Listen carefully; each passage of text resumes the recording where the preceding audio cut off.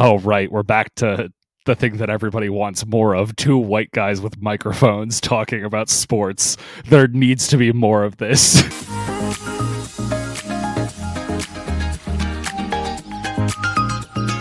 Hello, everybody, and welcome back to episode 32 of the Coconut Curry podcast. On this episode, we are going to discuss round 2 of the NBA playoffs. We're going to react to Nick Wright's club superstar, talk about JJ Redick becoming the Lakers' next head coach, potentially, talk about the NBA draft lottery, and then kind of dive in a little Bronny James stuff, because he's been in the media like crazy ever since he kind of locked in for the combine and the draft. But before we do all that, if this is your first time here, I'm Justin. We got Peter here as well. Just the two of us today. Unfortunately, our co-host Raj is unavailable today, but we're going to press on forward. We're 3 postgraduate college students from the University of Pittsburgh, and we're on here just talking about sports, hopefully offering a fresh new perspective on things. So if you've made it this far, 1 minute, please like, comment, subscribe. That helps us out a lot as we try to grow our channel. We usually start with reacting to comments, which we're going to do today. I only have one comment for us to react to, but it's not really that hot take, but I'm going to read it, and it says, quote, "I mean, the Wolves role players are going crazy the whole series and all of a sudden forgot how to play basketball in the Nuggets series." That was from Brady Ishu _8. The only thing I have to say to that is forgot how to play basketball is a very easy way to say, like, we're blaming the Wolves role players. Yeah. When you've on the other side, you got Nikola Jokic, Jamal Murray, and the team that just won the NBA championship. Like, in my opinion, we'll dive into it a little bit more. This is more about the Nuggets figuring out the Wolves and the Wolves players just forgetting how to play. I don't know how you feel about that, but I think it's more that it's not that the Wolves forgot how to play. It's more that the Nuggets finally got out of their own way and put it together and realized, oh yeah, we have to like actually win games. We can't just like coast through and sweep the Lakers every single series. Like, we actually have to try. Yeah. I don't feel like the series has changed because the role players for the Wolves have just started playing, but we'll dive more into that. But we do appreciate the comment. Thanks everyone for checking out the Darvin Ham firing clip that we put on our YouTube page. If you're listening, please go check that out. It's gotten some good views in the first 24 hours that it's been up, so we appreciate that. Absolutely hype. Next is our Disgruntled Moment of the Week segment. This is our favorite segment. We talk about moments in our life, in the sports world. It could be for ourselves or for other people that make us or them dissatisfied or angry, thus the word disgruntled. And Peter, we're going to kick it over to you to discuss your Disgruntled Moment of the Week. So, my AC unit. For those that don't know, I've lived in this, or I've rented this house for about 2 years now. And there was a nice little AC unit that came with my room. There's no central AC, obviously not. It's Pittsburgh. There isn't going to be any central AC anywhere in here. This house was like built in the 30s and renovated in the 70s. They're not going to have that. But there's a nice little AC unit. So I'm like, oh, cool. I'll just like stick it in the wall, whatever. It'll be fine. And I go to pick this thing up today, and finally decide to look, maybe I'll look inside and see if it's clean or not. Cause like I now have an air purifier in my room cause my nose is all messed up. And I was like, I wonder if it's dirty. And I look inside, there's just bugs. I'm like, oh, that's good. I've just been breathing in dead bugs for like 2 years. I'm going to not plug that into the wall, actually. I'm going to go get another one. So now I have to go to Costco, but I haven't gone yet. So now I'm currently sitting in my room. It is 70 degrees and like what feels like 130% humidity out here. So I am already sweating. We are 4 minutes in. My headphones are currently sticking to the outside of my ears. This is going to be a very rough podcast, but for you guys, I'm going to get through it. I feel you so much. So my bedroom that I record this in, for folks who do not know, I am back home for the summer before starting med school. And we only have AC like on the first floor. So you do get some residual effect of the air rising, but it tends to just be hot air rising, and we don't actually it's not cool. So we use AC unit too. I haven't put mine in yet because it burns through the electrical bill. But yeah, when I'm recording this, I'm like, oh man, I'm like sweating. Exactly. Always a joy putting that thing in. I should have went no pants for this podcast. Yeah. My disgruntled moment of the week is, it is really funny that you put your AC unit, because last week we had just sports moments. Sometimes we have life stuff. And then this time I'm talking about the apartment market. So perfect. As just mentioned, I graduated Pitt a couple weeks ago, and then I'm going to med school next year. So I'll be going to school. over in New Jersey, but I'll be living in Philadelphia and then commuting over on the train.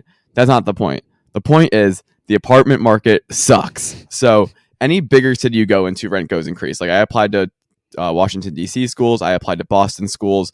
All of those rents are through the roof. You're getting a studio apartment, $3,000. I kind of just like at the time when I knew that, I was just kind of like, it is what it is. Pay rent, whatever.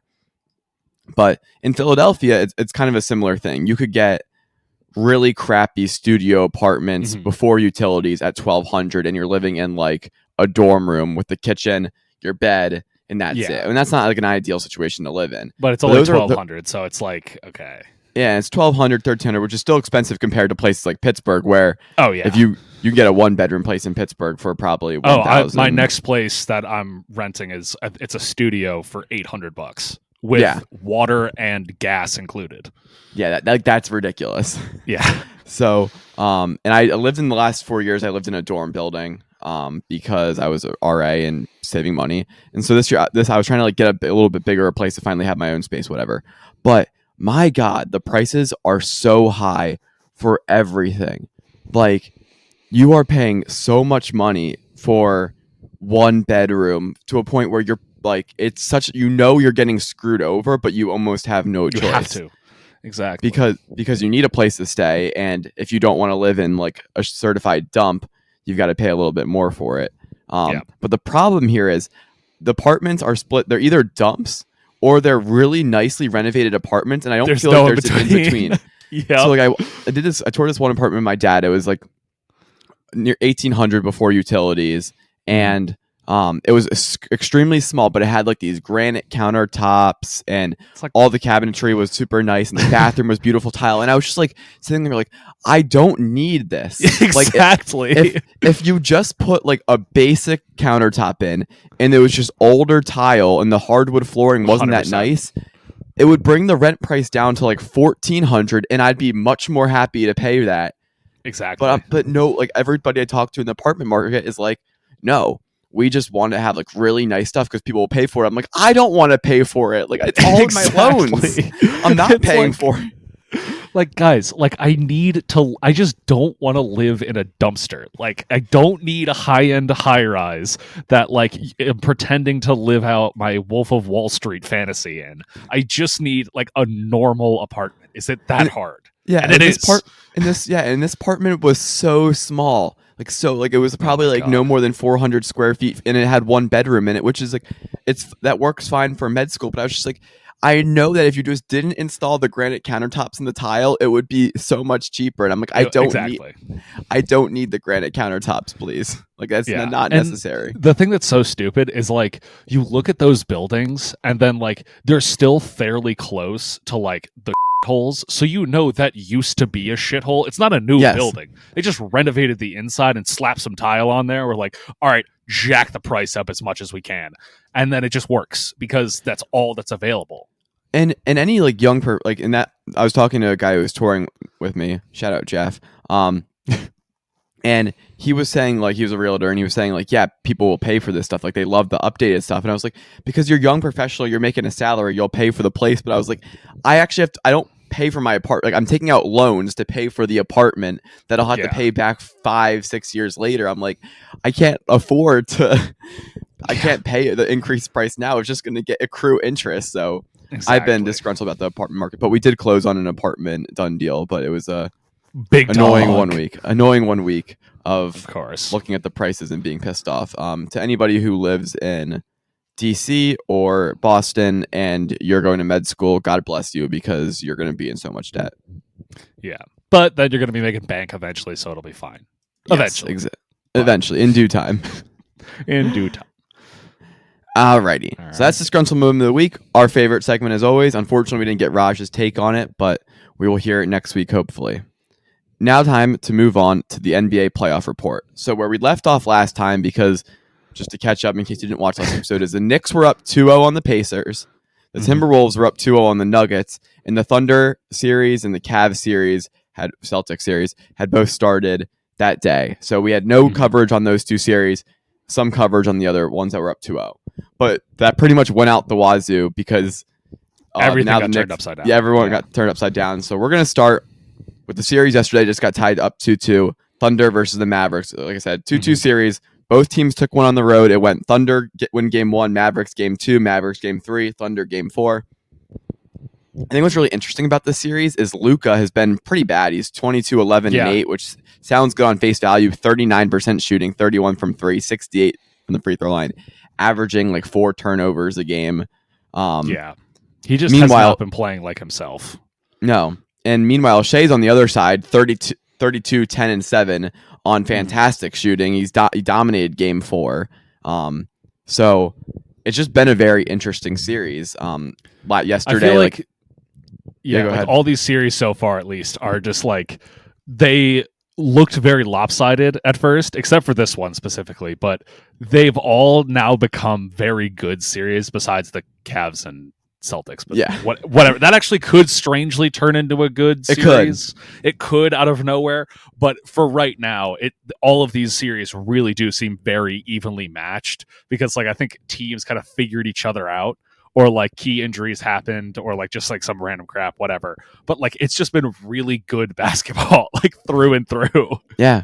I mean, this series started off with a big OKC win in game 1, but you're at home. Thunder had a ton of rest. You kind of game felt like, 1, okay. like you said this in the past, where game 1s are always like you never know what's going to happen there. And specifically, LeBron always you always felt if LeBron lost game 1, you're like, whatever, he's going to feel it out. I feel like Luka has that vibe to him a little bit, where you're like, oh, he's feeling out game 1. Game 2, Mavericks win by 9, so close. Game 3, Mavericks win by 4.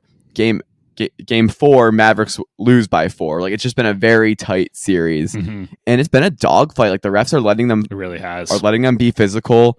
You're seeing a lot of low scoring games. It's funny because people talk about how we live in an era of 3-point shooting, no defense. Yeah. 105 to 101, 100 to 96. Game 2 and game 1 were a little bit higher scoring, but like these teams are being physical. Last night, everyone was hitting the deck really hard. Luka hitting the ground, grabbing something. Shea getting like knocked in the face. Chet being physical. Just really high end basketball being played. A big standout here has been PJ Washington out of nowhere, 22 and 9 on efficient shooting. Just the Mavericks, I feel like, have done a great job of building out. Like, you had the Kyrie and the Luka, which you were a little nervous about. You're like, oh, 2 good guards being the stars, and they've really filled out that front court. Derek Jones Jr., PJ Washington, Derek Lively. They've built out that front, and they've been playing their tails off for what's otherwise a top-heavy roster. Yeah, it's been really impressive watching these role players step up.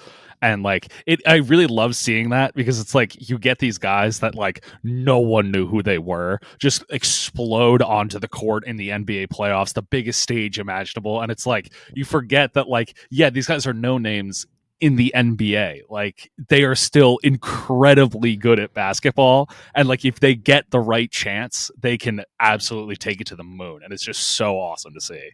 Yeah, and specifically for these two teams, like Kyrie's kind of fallen a little bit off of stardom a little bit. So you feel like it's like Shea and Luka, and then a bunch of more role players. So it's really cool to see like you got guys like J-Dub, Jalen Williams standing out for the Thunder. Chet's not been a big name.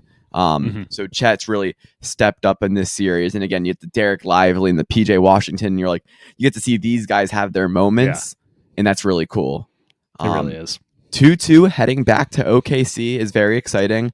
I was wondering, have our predictions changed at all? So you predicted the OKC would win in 7. I predicted Dallas would win in 7. How are we feeling about that? Sure, I'll keep my prediction. I mean, it's going to 7, I feel like, no matter what. And then whoever wins game 7, whatever. Yeah. It's been a series where it's just like, why would I change my prediction? Yeah, because, like, I don't know. Yeah, because it's 2-2 and there's been extremely close games. But I think what's the big deal with the series is what is up with Luka, because Luka has been bad. I mean, Luka, listen, he's been fighting through this knee injury that started during the Clippers series, but at a certain point, and we'll get into more injury stuff later, but at a certain point when you're on the court, you need to play well. And he's Luka. He's still getting his teammates opportunities, 8 assists a game, but he's just been so inefficient shooting the ball. And yeah, he really has. It's been like ugly too. It's just like that's not the kind of Luka we're used to, where it's like he kind of just like chucks up a shot, makes it, has great efficiency, can just has like the Luka magic where he could just find a way to get it in the hoop. And now it's like he's just chucking up shots and they are not landing. And it's weird. It's really weird to see. Yeah, because Luka has been this guy who's kind of built up this reputation for being like a playoff like dog up there with like playoff Jamal, playoff Jimmy. And you're like, man, this guy just like turns it up a level in the playoffs, and that's just not been the case in the early part of the series. I think that knee's bothering him, but at a certain point, you're on the court. Like, you either got to stop taking the shots because they're hurting the team, or whatnot. So I'm excited to see him in the next 3 games, especially if you get a game 7. Like, can he just muster up one iconic performance? But right now, Shea is possibly trying to take him over, like in terms of they're both top 10 players in the league, but in terms of, hey, is Shea a little bit better than Luka? Both are good defenders. Well, I want to give Luka a shout out. Completely bought in on the defense since the series has started.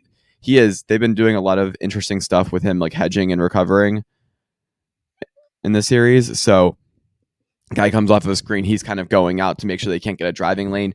He's flying around the court in rotation. Like, despite his offense not being good, he has been a plus defender.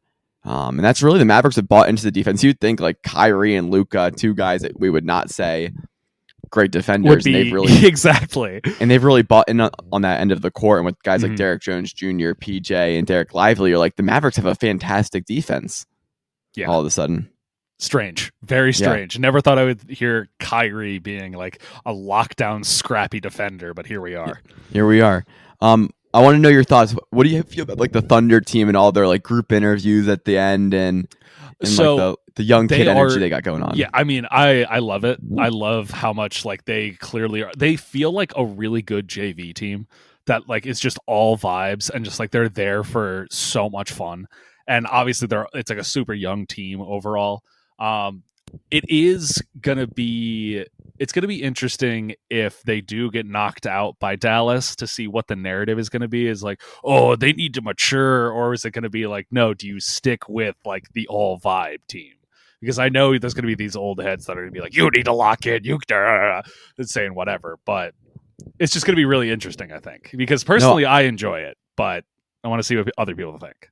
I agree, and I think you can do this to a certain extent, but there is a point where every playoff win shouldn't feel as big. So right now for the Thunder team, they're like sticking together, they're banding together for this playoff run. But if you go back, like your team is super young, you have all these draft picks, you're going to make the playoffs next year and you're going to have more expectations. So at what point do you kind of stop the mentality of we're a group, we're going to stick together and like we're going to like kind of block out like we got each other? Because that kind of like, you lose some of that. Now maybe they'll stick it together for a while. I mean, you're like cornerstones of that franchise, Shea, J-Dubs, Jalen Williams, and Chet. They've got the corners of that team locked down. So if they want to keep doing that, that's for them to choose. But I do think at a point you're going to have to stop seeing that a little bit, just because for the Nuggets, this series against the Timberwolves, they're expected to beat them. They're expected to at least get to the Western Conference Finals, and that's where you're going to start getting the Thunder. We won't kill them if they don't beat the Mavericks. It's our first year in this type of spotlight, but next year we're going to be like, you need to some more expectations. So it'll be interesting to see. I love the narrative of people are talking about, are they mature enough? Because they are. People don't realize they are the youngest team by a country mile. To be in this spot, they're like 20. They're our age. Yeah, like you could, like if you put like our friend group together and like had us on the court, like winning NBA playoff games, like we would be ridiculous. Like we would be so insufferable on the mic. Are you kidding me? You got Raj on the mic. Are you kidding me? Oh my gosh, dude? Yeah. Having him go up in a post-game interview and it's like, yeah, so like what did you think about that the other team's coach like really trying to put some pressure on you like defensively? He's like, yeah, they suck. like we would be insufferable. That's so accurate. I'm totally on board with the idea that we'd be insufferable on the mic.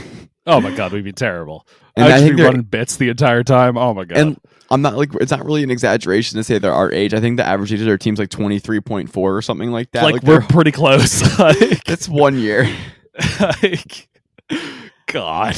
Honestly, like we've reached the point. I don't know if there's many older people listening to this podcast, but I don't know if like it's starting to hit me that these players in the league that I like look up to and I'm like, wow, they're so good, are starting to become my age. Like Tyrese Maxey is my age. God. We're getting to be unk status. It's gonna be terrible, dude. Yeah. So I'm like, oh, I love Tyrese Maxey. That kid's a dog. And I'm like, Kid? He's my age. He's like, God. Like if I was like, he could be in my college class. Oh yeah. If we're still in college, he'd be in the class. Or even guys now who are getting drafted who are like Bronny James, 19, I think, years old, significantly younger than me. And I'm like, oh, I've been thinking about Bronny for all these years. Kid's 10 years old. It's just LeBron James' son, but it's just like a weird like switch in. It's so strange. Yeah. Oh God. But that's Thunder Mavericks. I'm super excited to see games 5, 6, and 7. They're going to be bloodbaths. I expect it to go 7, and that game 7 in OKC is going to be electric. It's going to be bumping. It's going to be absolutely bumping. Also, I just want to give a shout out to the Thunder and the Mavericks fan bases. They've showed up. Tyrese Maxey, John Calipari, both were at the Mavericks and at the game last night in Dallas. I think that's just super fun, great for the sport. And both fan bases and franchises have completely leaned into it. So shout out to them. Absolutely. The next series, the Nuggets win 2 games in Minnesota to tie up this series 2-2. It's been a complete tale of different halves. The TWolves actually just kicked the crap out of the Nuggets both games on the road in Denver. And then the Nuggets played one complete blowout and then one slightly closer game. But for the most part, they weren't close. So we're going back to Denver in a game 5 where they've been kicked in the head twice. The Timberwolves have been kicked in the head twice. And now Denver feels like they have all the momentum back in game 5 at home. Really do. But the interesting point is that Denver lost both games at home. So I'm like, you're trying to wrap your head around it. Yeah, it's really, really strange how this series could go. Like the way the series is going, it could go to 7 and the Nuggets technically wouldn't be favored at home because they have a bad track record at home, which is insane because the Nuggets like historically have been so good at home. And then I think the Nuggets just were not expecting the Timberwolves to be this aggressive early on. Like, I think they really just like brought it to the Nuggets. They like really hit them hard. But then I think what ended up happening is that the Nuggets were able to then like use that aggression against them because obviously they're defending champs. They're not idiots. Like they're obviously a very like high basketball IQ team overall. So they were able to figure out like, hey, if they're going to be really aggressive, let's counter that. Like there's ways that we can work around this. We can't just get punched in the mouth and then not do anything. Like you got to be able to throw a jab in there. You got to be able to hook. Like there's things you can do, but then you got to be able to execute. And when you have the best player on the planet in Nikola Jokic and playoff man himself, Jamal Murray, like you're going to figure it out eventually. Yeah, I totally agree. I think we talked about this last time. I hate just being like, oh, a team won because they had more effort and energy, but it just like I was oozing out of the screen. That's what happened. Yeah. In game 1 and 2, that like, the Timberwolves just won. It's more, and there's some more schematics. Like they are beating Denver to their spots. You try to throw the ball into the post to Jokic, and there's a guy instantly on him, and Jokic just kind of like, it's in soccer. Like if someone passes you the ball and you stand and wait for the ball, someone up will come and steal it, but you have to kind of run to the ball to meet the pass. Yeah. And the Timberwolves, that was like really reflective in games 1 and 2. And then Denver just had some more time to figure out the Timberwolves defense. Is what happened. There was 3 game days off between game 2 and game 3, and that gave Denver the perfect time to kind of like get it completely out of their heads, completely like scrap everything, hit many film sessions, and then get back into it. And I mean, just game 3 was an annihilation, and then game 4. Game 4, it was at 13 points for a really long time. Every time it got down to 10, went back up to 13, down to 7, back up to 13. Eventually, the Nuggets pull away with the win. And what could have been Anthony Edwards' most iconic game of all time, and like put him on the map, because that man was doing everything in game 4. He's had a fantastic series, 33, 5 and 5 on great shooting. But game 4 specifically reminded me of LeBron James in 2018 in game 1 versus the KD Warriors, where he dropped 50 and the JR disaster happened because Anthony was having an all-time game, and just like Rudy Gobert, Karl Anthony Towns just didn't give him any support, and that's what loses you the game by 8 points. And what they needed at game 4, because you kind of feel like now they're playing catch up on the Nuggets. Yeah, it's because now, as you said it like earlier, like the momentum has fully swung in the direction of the Nuggets, because now it's like, okay, you're rolling back, you're heading back to your own court. You figure them out. They're going to be aggressive, but we know how to win. Even if Anthony Edwards has an amazing game, we can still win this. It's not like they had a terrible game and they blew the doors off of him and then you didn't really learn anything. You still learned a lot. Like, hey, Anthony Edwards is a dog, but we can let him score if we shut other people down, and we know how to shut them down. So it's really does feel like the Nuggets are like, okay, we got this. We know how to win. And then now the Timberwolves is like, oh, we kind of just like we're winning off of being really aggressive and beating the crap out of the Suns. What do we do? So they need to come back. They need to adjust. They got to figure out how to get Karl Anthony Towns. Karl Anthony Towns needs to figure it out. I don't know what's going on with him. He has not been looking good, especially on defense. But no, because he's supposed to be touted as like, oh, he's a great two-way player or whatever. He's just not been looking good at all, which is also, side note, didn't realize he's been in the league for almost 10 years. Yeah. Thought this was like his third year. Like, no, I think that's like Karl Anthony Towns hasn't been in the spotlight that much. And I think during the Suns prediction where I got destroyed because for good reason, I really predicted that series wrong. But I said part of the reason I picked the Suns was Karl Anthony Towns is not a good playoff player, and he was great. He was great in the Suns series, but he's been terrible the last 2 games. And the games, like, the reason I picked Denver initially in 6, and then I picked Timberwolves in 6 after they went up 2-0, because I felt like there was a 0% chance they weren't going to get at least one at home. Like, I felt like it was very likely they were going to get one at home, either game 3. I thought they were going to get game 4 at home, and then they would go back to Denver, lose that game, and then they'd close it out at home in game 6. But Karl Anthony Towns essentially has no-showed the last 2 games they've lost. He's averaging 14, 9, and 3 in those last couple of games. And like you mentioned, the defense has been bad. Yeah. So all of a sudden, you've got your second best player on the team, no doubt, who's not showing up. Anthony Edwards has to do it all himself. And the Denver Nuggets are kind of saying, hey, we'll let Anthony do what he wants to do. He can go get 40, but we're just going to stop everyone else from scoring. Rudy Gobert is not a good scorer. They're making him have the ball in his hands. It's not pretty. So, yeah, I agree. Karl Anthony Towns needs to heat it up in there. And then just talking about the defense a little bit, the Timberwolves are supposed to have some of the best defense in the league. Yeah. They do.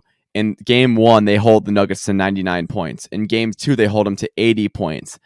And then in game 3 and 4, they score 117 and 115 respectively. Yeah. So they've got to figure out a way, the Timberwolves, to realign themselves defensively for tonight's matchup. So we're recording this on Tuesday. The game 5 is tonight, and then this will come out on Thursday. So you'll kind of see this podcast before game 6. But you'll get to kind of see our predictions here. But exactly. Before we give our going forward predictions on this series, I did want to talk about the Heat Pack incident regarding Jamal Murray. Oh my God. At the end of game 2, Jamal Murray threw a Heat Pack onto the court. It looked aimed towards the ref. Well, he threw 2 things. I think it was a towel, and then it was the Heat Pack. Because it was... continue, please. Oh, yeah. So the funny thing is, I think he threw the towel intending to, I don't know if he was trying to hit the ref or like what his intention was, but he threw the towel and it was like, he was like, oh crap, this isn't heavy enough to like move. Because it's like a hand towel. Like you throw, it's not moving anywhere, has no like weight to it. So throws a Heat Pack, goes on the court. He ends up getting fined $100,000, notably not suspended. And everybody is like freaking out about it. And I wanted to get he should have been suspended. Like, okay, just one game. Like, dude, you can't throw crap onto the court, let alone near a ref. Like, that's just not happening. Like, you just can't do that. Like, period. Nip it in the bud. Can't have it. You would have liked to see him suspended? One game. Not like for a series or anything, but just one game. It's a tricky spot right here, because I agree that you, like, if you don't suspend him like they didn't do, you set a precedent. But on the other hand, I know Timberwolves fans are going to be like, oh, he should have been suspended. We would have been up 3-0. I don't want to see Jamal suspended, because then we don't get the series right here. I have no doubt in my mind that the Timberwolves would be up 3-0 without Jamal. I think they would have won game 4, and then they would be up 3. They would be up 3-0. They're going to close the series out. So I would have liked to see Jamal suspended for games next year. And I know that sets a terrible precedent of not suspending guys for playoff games as it occurs. But I would have liked to see them suspend him for like 5 games to start next year. Okay, that's fair. Yeah. And I know what people are going to say. You can't just like spend him for games next season. That's saying essentially you can do whatever you want in the playoffs and it won't hurt you now. I understand that it looks bad, but it's also terrible for the NBA if the Timberwolves just sweep the Nuggets because of the Jamal heat pack incident. So I don't know. I know it doesn't set a good precedent for the league at all, but I'm happy he didn't get suspended because I know this series would have been bad. I honestly think it could have ended in a sweep because you win game 3 and then the Nuggets are just mail it in game 4 because they're like, well, we're screwed. We're down 3-0. Also, side note, wild that Rudy Gobert got fined $75,000 for making like a money reference, like, oh, the refs are getting paid or something. He literally got fined $25,000 less than Jamal Murray throwing something at a referee. Yeah, honestly, that's insane. I think they need to start there needs to be a bigger narrative about what people are getting suspended and fined for overall, because again, like I don't think the Rudy money symbol should have been a $75,000 suspension. No. It's suspension fine. That's just kind of ridiculous. So then it makes the Jamal Murray look weird. But I'm like, just fine him $500K. Like, give him a really heavy fine, and then $500K, $500,000. I would say that what he did is worth $500K if what Rudy did with paying the refs is $75K. Okay. I see what you're saying now. Yeah. So you either need to. Yeah. Okay. Yeah. That's how I feel about that. Like, you need to set a better precedent. It needs to be proportional. It needs to be a lot more proportional. So it's like you either drastically reduce the Rudy thing, or if Rudy really is going to be fined $75K, you got to bump up the Jamal Murray one. I see. Yeah. Okay. And then, so I know there's been other suspensions that have been like Draymond gets suspended and after game 6 of the 2016. Like, I know like all of that. It's difficult. I'm glad Jamal wasn't suspended though, because it would have made the series worse. But it does set a horrible precedent for the league, because now it's like, oh, I could lose $100K if I want to toss something on the court. Yeah, that's it. I feel like he got out of it because it didn't hit anybody, or nothing happened. Like, if somebody slips and God forbid gets hurt, he's gone for the series. Yeah, that's 100%. He's out. Well, I think that's the weird thing too. Pat Bev got suspended 4 games or 5 games, one of the two, for chucking the ball at the fan in the stands, and I think that's also another terrible precedent. 5 games, you actually made contact. Well, not only did he hit somebody, he threw it back again, trying to hit somebody again. And it was with malintent. We don't know Jamal's intent with the heat pack incident, because it was just weird. Because I don't really I know some people say he tried to hit the ref. I really don't think Jamal would have tried to hit the ref with the heat pack. That's just so stupid. There's no way you would try to do that. I don't know if it was more of a I'm throwing this on the court in protest, which is it still could have hurt someone. It's still a bad idea. Yeah. But Pat Bev sat there and wanted to hit a fan with the ball. Did hit a fan, the wrong fan, and then throws it back, and then the guy catches it, and then only got 4 games. I don't know. I think they need to figure out their whole stuff with suspending players and make it a little bit more clear, because I don't know. It's just all over the place. It really is. Predictions going forward for the Nuggets series. I would say Nuggets in 7. Okay. So who do you think do you think Nuggets win game 5 at home? Yes, I think it'll be Nuggets, Wolves, Nuggets. Okay. I'm leaning towards Nuggets, back to my original prediction in 6. I think the Nuggets are going to win tonight at home. They're feeling good. Game 6 will be a buzzsaw game. I think that game is going to be extremely close.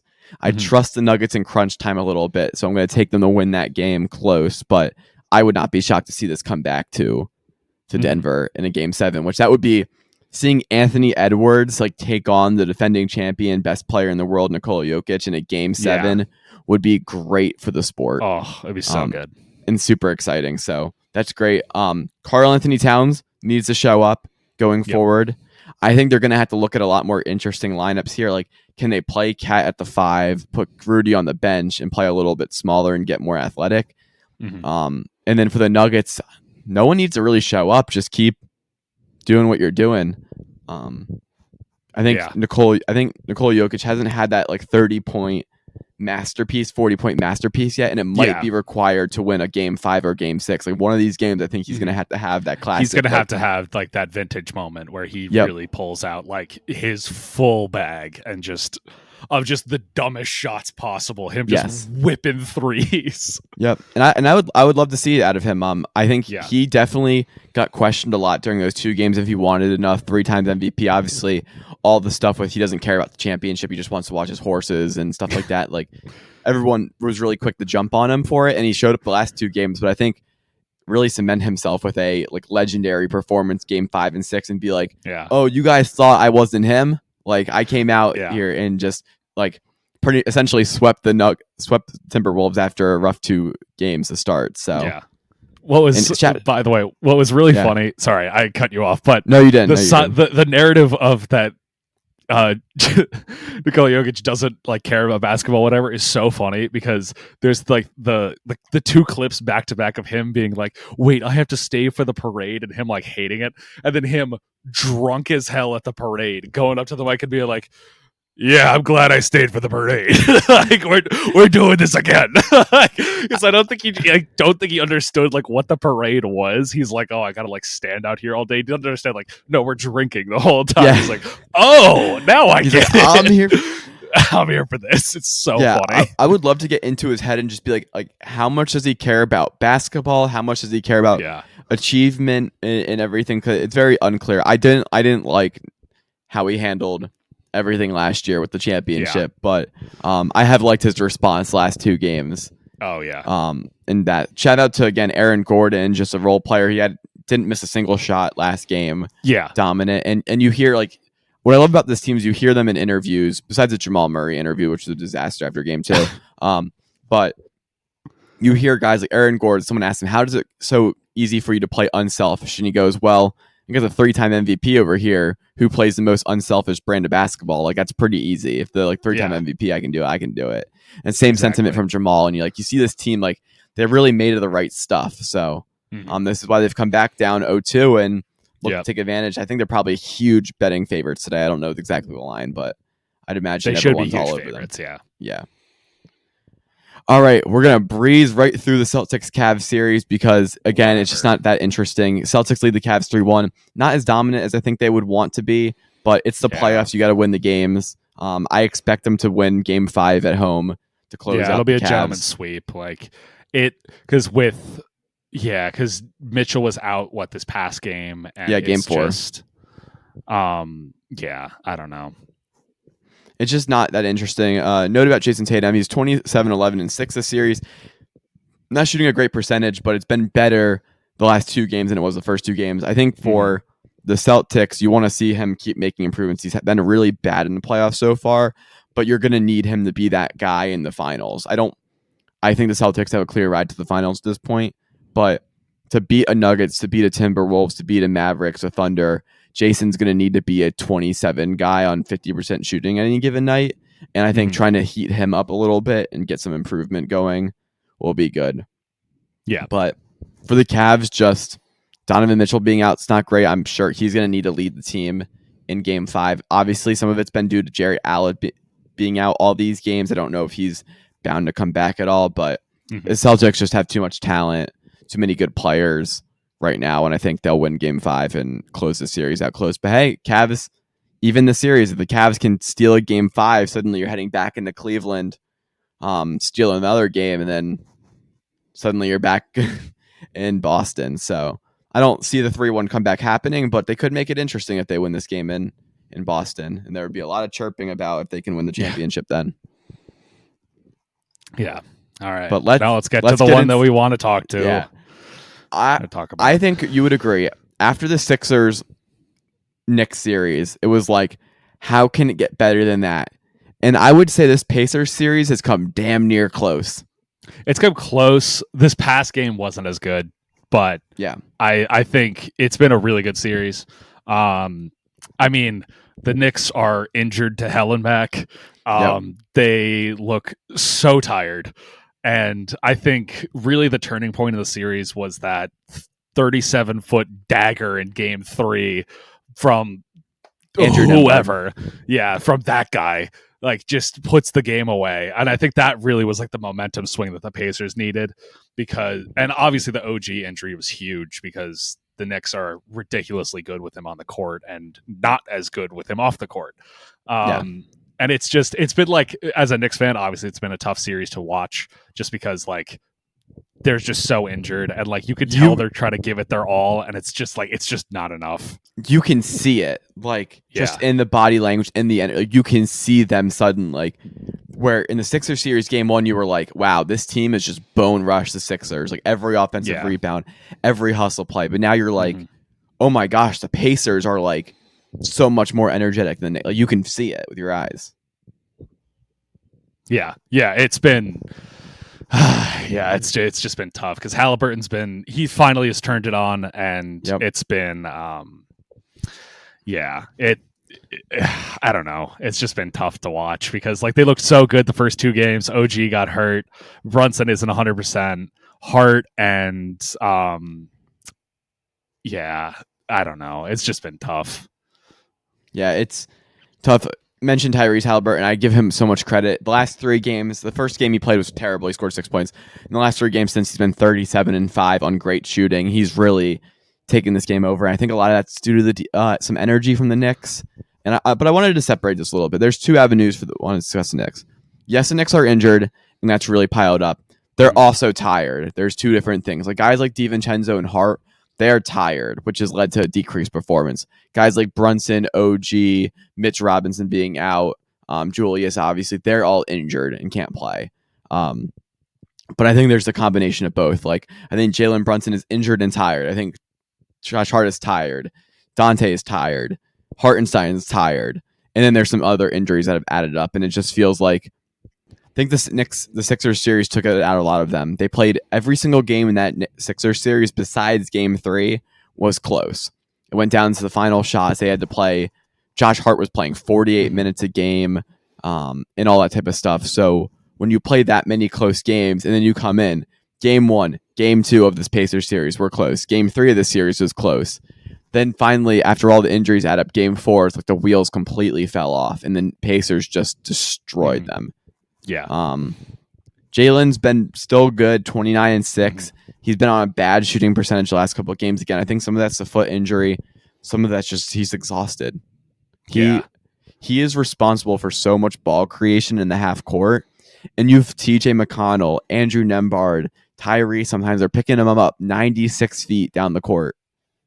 And it's just been tough to watch. It's brutal. It's just, you can see the energy there. And so it's a really tough series for the Knicks at this point. They've got a little bit of rest after the last game. They could have to bench guys early. I don't know. It's been a fun series. But I think the Knicks are hitting the wall. Yeah. And I guess we'll go into the question here. Do you blame Tom Thibodeau for these injuries at all?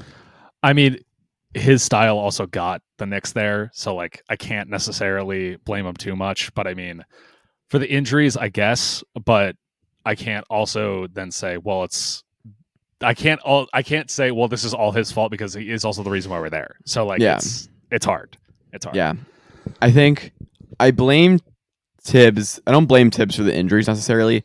I don't think his style has helped some of the injuries. Like a hamstring injury is a very common overuse injury. Could be there. I do blame him a little bit for some of the like tiredness that could be going on. Josh Hart playing 48 minutes in multiple Sixers games is probably something that you need to reevaluate in terms of, hey, is there any way we could get him a few more minutes just so he's not exhausted every single game? Is there a way that we can play Jalen Brunson a little bit less minutes, not having him bring the ball up all the time? And I know people are going to say, wait, hold on. Julius is out. He's a big ball creator. That's going to help. But I don't want to go there because Julius Randle's been a terrible playoff player. So I don't think it's naturally we can just be like, well, Julius would really help this team out. It's like, well, Josh Hart and Dante DiVincenzo have been the next coming from like Jesus Christ. So Yeah. I don't really know if you want Julius Randle playing right now, but Exactly.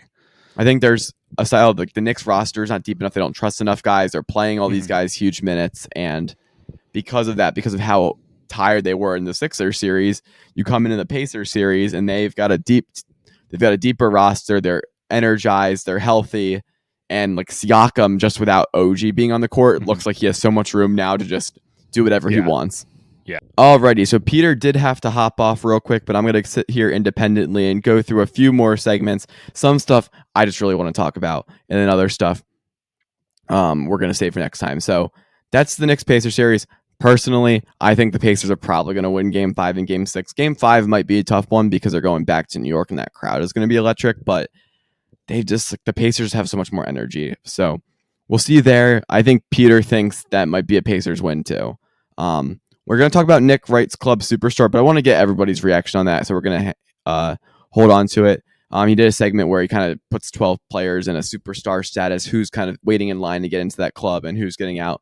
We'll talk about it more next time, as well as talking about like JJ Redick and the Lakers head coach. We'll all save that for the next time. What I did want to touch on is Bronny James in the draft combine. That man has gotten so much media attention for doing almost practically nothing. I'm not a Bronny hater at all. I actually think like people have hated on his play a little bit too much. He came off of a heart surgery and then had his rookie season over at USC, and I think like people gave him a lot of hate for like being overhyped and just being LeBron's son.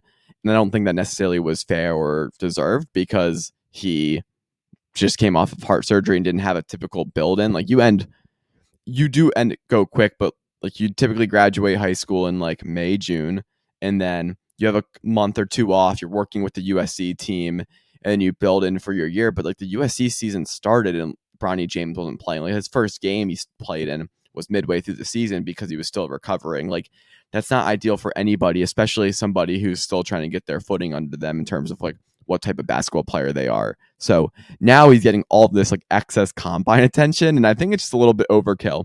He made 12 shots in a shooting drill yesterday at the combine, and it was like one of the more like consecutive, but like I don't know, what do you do with that? People talked about his height not being as tall as he actually was and all this type of stuff.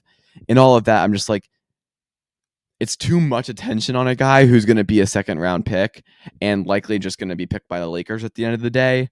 So I would urge the media, even though they're not listening this far in the episode, to just kind of stop talking about Bronny James as much because it's a little bit too much. It's putting too much pressure on him. And I just don't like the whole like speculation of, I think it was Colin Cowherd talked about like, oh, maybe the Mavericks would get him in the draft and then LeBron would want to come to Dallas and play with Kyrie and Luka. Like, I don't know, but I don't like giving it too much thought because we just don't know what's going to happen. I have no idea how people view Bronny the prospect. He seems like he's a really great defender, but as a Sixers fan, Matisse Thybulle was a great defender, couldn't play a lick of offense. He got eventually traded off the team. Now he's on Portland, and he had a little better offensive season this year, but he's not a guy you can trust in the playoffs because you just don't guard him from three, and he's a 6'6" guard who can't play inside. So that's just my thought on his draft combine. I wish him the best. I just hope the media kind of stops like over talking about Bronny. This is the segment that I really wanted to talk about, and so it's not really a big deal that Peter isn't here, even though you get my thoughts on it, because yesterday the draft lottery happened. So we're recording this on Tuesday. The Monday was the draft lottery, and it sparked a lot of controversy. People saying as much as, is the draft lottery fair? And so in the NFL, if you're the worst team, you get the first pick, and that's not how the NBA works. You have percentages of, you put your name, your balls in a little thing, you spin them, and then one comes out. And so the Atlanta Hawks were awarded the first pick in the draft. It was Atlanta Hawks 1, Wizards 2, Rockets 3, Spurs 4, Pistons 5, Hornets 6, Portland 7, Spurs 8, Memphis 9, Jazz 10, 11, Bulls 12, OKC, which is crazy because they're in the playoffs, 13 Kings, 14 Blazers. And this sparked a lot of controversy because the Atlanta Hawks, who were in the play-in game, got the first seed. And some people are saying that it's not fair that they jumped up to number 1. I definitely don't think it's fair that they jumped up to number 1. Like in terms of like, is it fair is a strong word. Is it unfortunate that they got up all the way at 1 for other teams like this? Like people were talking about the Pistons falling out. Yeah, it's unfortunate. It's unlucky, but I also think it's really great for the sport. Number 1, it decreases the value of tanking. So if you're the Pistons, and you were trying to tank, which the Pistons weren't trying to tank, they're just bad. But if you were trying to tank, then this is incentive enough not to do it because you fall out. And then also too, it gives other teams an opportunity to get a little bit lucky and feel like they hit a break. For example, the Hawks, they're kind of knocking on the door to making the playoffs. I mean, obviously they were in the play-in game, so they were kind of close. But they got guys, Trae Young, Clint Capella, Nico Okongwu, DeAndre Hunter. They've had guys in the past, Kevin Huerter, Jalen Johnson they drafted, who's been okay for them this year. Like, they kind of are knocking on the door, and you feel like they need one more player, one more reason to keep developing, and maybe they can get in the playoffs 1 or 2 years down the line, be competing. And this is a great opportunity for them just to kind of make the Eastern Conference better, because they're going to be another contending team, and for the playoffs, that's just going to make the conference deeper. And then, two, just for the fan base to get excited. And so for them, I'm like, you get the pick of the draft. Now, this draft isn't good, but you get the number one player you want in the draft. I would not advise them to just take the best overall available.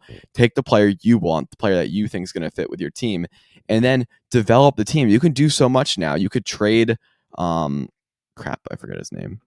You can trade DeJounte Murray if you want to get picks for him. You can keep him and run DeJounte and Trae and this new guy who I hope is a forward, and then keep your center rotation how it is, and suddenly you've got something there. You got 1 or 2 years. You can trade DeJounte, like I said, get players back, run with Trae, and you can just do a lot more exciting stuff with this.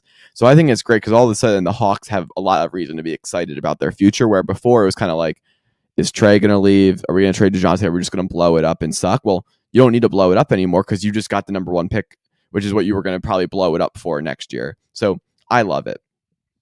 But this is what I really wanted to rant about, which is why it's okay that Peter's not here, is people are saying that they feel bad for the Pistons. And I don't understand how somebody can sit here and say they feel bad for the Detroit Pistons. So let's do a history lesson. The Pistons, I'm going to go through the Pistons draft picks since 2010 and let you know if I think they deserve to have a high pick. In 2010, they drafted Greg Monroe, number 8 overall. Greg Monroe was cool. He was never number 8. Never like a top guy, not a guy that's going to bring you a championship or make you lead in the playoffs. In 2011, they had the 7th overall pick. They drafted Brandon Knight. That was a complete bust. In 2012, they had the 9th pick, and they drafted Andre Drummond. Drummond was cool, and he was really good for the franchise. He led them to multiple playoff appearances. Not bad at all. Not a star either. Notably, at 39 that year, they draft Chris Middleton, who now just won a championship as the number 2 option on the Bucks in 2021. So they drafted a good guy, didn't develop him, went to a different team. They did draft, they traded him away, but same thing. 2013, at the number 8 overall pick, they drafted Kentavious Caldwell-Pope. Obviously, he's been a great rotation player for the Lakers when they won in 2020. For the Nuggets, they won last year, and for the Nuggets again this year. But he's not a number 8 overall guy, and he didn't really become, you traded him away. 2015, they don't have a pick in 2014. 2015, they draft Stanley Johnson, number 8 overall. He's just been a role player. 2016, you have the 18th pick. It comes a little bit higher water, but you draft Henry Ellison. I liked the pick at the time, but obviously didn't pan out. 2017, you draft Luke Kennard, number 12 overall. Not been a good pick at all. In 2019, you don't have a pick in 2018. In 2019, you draft Sekou Doumbouya, is from France, at 15 overall. I love Sekou coming out, and I don't blame him for making the pick, but it didn't work out at all. Sekou's not even in the league anymore. 2020, this is a little bit more recent history. You draft Killian Hayes, number 7 overall. So far, Killian Hayes has been a fine player, not a great player, not a player that's making a difference. 2021, you draft Cade. I think Cade's been pretty good. He played 12 games 2 seasons ago. Last season, he was okay. The team was bad. His rookie year, he was good. You need to wait more time on him, but he hasn't been the number 1 overall pick that you say, yep, this guy's got it. He's going to make a difference, because he's not as good as Paolo is. He's not as good as Wemby is already. And so because for that reason, you don't feel he's made, or Anthony Edwards, who was drafted a year after him. So hasn't been that guy. And because of that, you start questioning the pick a little bit. You got drafted this guy number 1 overall. 2022, you draft Jaden Ivey 5 overall. Again, he's been cool. He was a bigger name in summer league, and comes in and kind of gets buried in the roster a little bit. And you're like, oh, what the hell happened to Jaden Ivey? And in 2023, they drafted Asur Thompson, number 5. He had a decent rookie year. We'll have to wait and see. He's just a rookie. But the reason I go through all of this is, they never had besides Cade, they never had a lot of 1, 2, 3 picks. So I can understand from that perspective why you say, damn, the Detroit Pistons missed out. But it's not as if they haven't had opportunities. They had 1, 2, 3 overall 8 picks. In the last 10 years, they have 3 number 8 overalls, 2 number 7s, 2 5s, 12, 15, 18, and the first overall pick. Like, it is not as if they haven't had an opportunity to draft guys. Tyrese Maxey was drafted at 22 for the Sixers, I think, or 17. Steph Curry, a little bit later of a pick in the first round. Paul George, a little bit later of a pick in the first round. Like, and I don't expect you to hit on every single pick you make, but they really missed on a ton of players. And I can't go through each draft and see which guys they could have drafted. And I don't like playing that version of history. But fact of the matter is, you've whiffed on so many draft picks. And because you've whiffed on the draft picks, I don't feel bad that you didn't get the number 1 overall pick, because if you kept making great draft picks, I would say, oh man, I knew at number 1 they were going to draft a star and they just missed out on the opportunity. But you clearly haven't been able to develop players or don't know how to draft players. And if you don't know how to do that, I don't want to see you make a draft pick then. I'd rather the Hawks go and draft the number 1 overall player they feel, let's say it's Alex Sarr, go draft him and make him a stud to pair with Trae Young. I'm not confident that the guy the Pistons drafted is going to be a stud. I think he's just going to get buried on the roster and suck. So I don't think the Pistons deserve it. They have talent. They have Cade Cunningham. They have Jaden Ivey. They have a Sir Thompson. Those are the 1st, 5th, and 5th picks in the last 3 drafts. Go out and do something with the picks. It's not as if you don't have talent. Also, they've been able to pick guys up like James White, Johnson, Jaden Durant, like these players. Like they have high pick, high talent guys on the roster. Go out and do something with it. We talked about this all when the losing streak was happening. The Pistons weren't a great team, but they have talent on their roster. There's no reason they should be this bad. Killian Hayes, 7-1-5-5. Those are the last picks they had in the 4 drafts, and they're a bottom feeder team. Like, I don't feel sorry for you at that point. I'm like much more happy the Atlanta Hawks, who've been having late round draft picks, get to have the opportunity to draft high for once and like change their franchise around a little bit. So that's why I don't feel bad for the Pistons at all. You have top 7 picks in the last 4 drafts, and you've gotten the talent on the roster. It either hasn't panned out or you haven't had the coach and the player and the personnel. Even the Pistons, they had Sadiq Bey at one point, who was a good player. I think they drafted him or they traded for him. Like, there's just no reason they should be this bad. So again, I don't feel bad for them. Shout out to the Spurs. Again, this draft class is weak, but they have 4 and 8 in this draft, which is super exciting. I think about pairing guys with Wemby. Like, there's talk about, do you pair Trae Young with Wemby? And now all of a sudden you're like, oh, do we just go with the youth movement? If we draft well, put 2 more young guys around Wemby who might be bench players to start, like, that kid's already a star. Like, the Spurs have a great future lined up. For the Wizards, staying at 2 is good for them. I feel similarly with the Wizards. Like, they've had some higher picks that haven't worked out, but they've had decent talent on their roster, prevented them from having number 1 overall draft picks as much. I do think them having a higher draft pick will give them a good opportunity to do better in the future. So that was the draft lottery.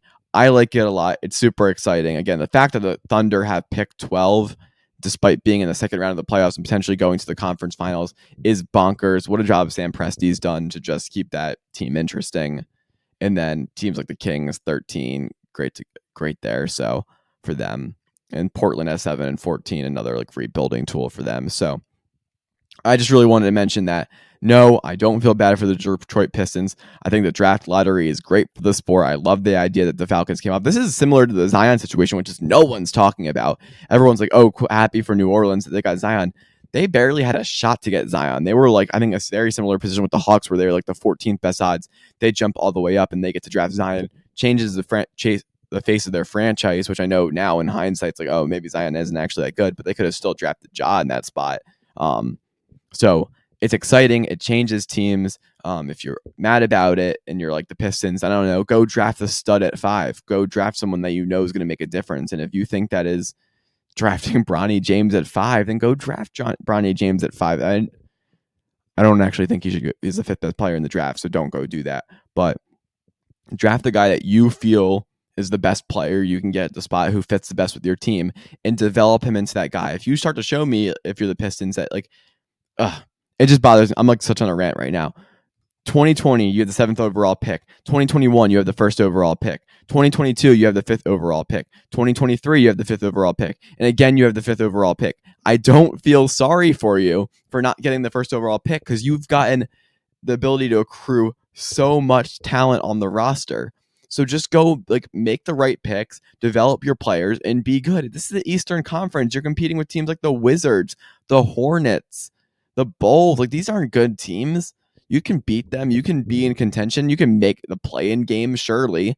And if not, I'm just not like gonna feel that sorry for you that you didn't get the number 1 overall pick in the draft. So that's my rant on the Pistons. Anyway, it was a great episode today. Really excited for the playoffs going forward. Again, I think the Celtics series probably closes out today, but we have 3 other series that are on Game 7 watch. Some really interesting narratives. Can Anthony Edwards elevate himself into a top 5 player in the league by potentially getting the Timberwolves out of this bad situation? Shea overtaking Luka, that's a fun narrative. And then for the Pacers, can the Knicks just hold on and make the next round? Even if they do, though, they're going to be beat up. Next episode, we're going to have Raj back. We're going to have Peter for the full episode. We're going to kind of dive into Nick Wright's Club Superstar a little bit. Really cool graphic. If you are listening this far, first of all, I appreciate it. Second of all, you can go check that out in your own free time, and then you can come back for our take next week. We'll talk about a little bit JJ Redick for the Lakers head coach position. And otherwise, we'll just have more playoff games to break down next week. So if you made it this far, we really appreciate you listening this long. Again, a little bit of a weird episode since Peter had to head out midway and we didn't have Raj, but nonetheless, liked recording, get a little bit of solo time with me ranting about the Pistons and how incompetent they are. And other than that, we will see you next time. Thanks for listening to episode 31 of the Coconut Curry podcast. We'll see you next time. Bye.